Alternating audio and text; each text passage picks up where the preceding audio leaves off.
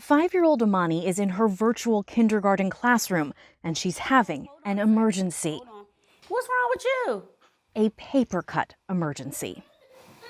Oh, Lord. Hold on, guys. Problem is, her mom is in class too.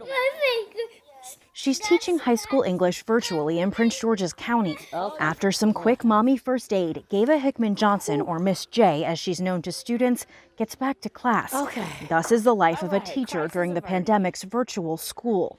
I was able to save the finger, guys. We can move on. But the distractions of teaching from home aren't the only concerns on Miss J's mind during the COVID-19 pandemic. She worries it will lead to a decrease in education funding. In Maryland, some of that money comes from gambling and is put into an education trust fund. The public health emergency forced casinos to close this spring. Take a look at this data from the state. No money went into the fund in April and May. When casinos reopened in June, their capacity was limited, and so was their revenue. There would be no jackpot for schools.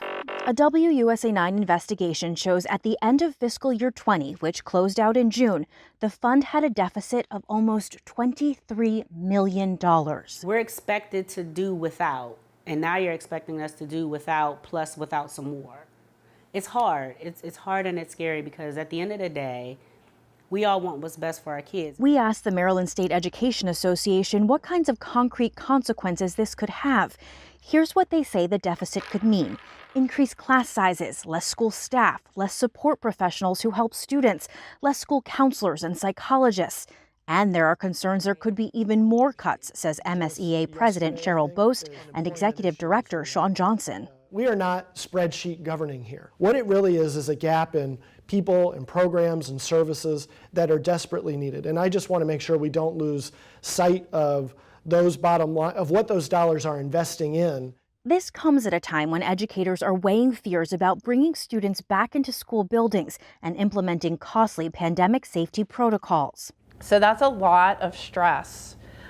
Students, we hope, don't feel that stress. We want to be back in school. We know that we offer the best education when we're in person, but it has to be done in a healthy and safe manner. And to do that, we need additional resources and not the fear of seeing more cuts. Bye, everybody. Have a good one. As Ms. J closes out fifth period. All right. Whew. She worries about the future.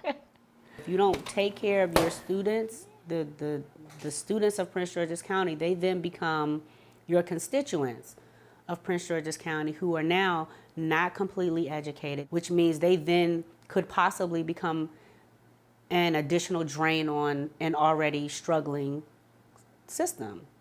Budget talks have already started, but they won't fully ramp up until the General Assembly session in January. That's when we'll get a more concrete picture of exactly what these shortfalls mean for students and teachers.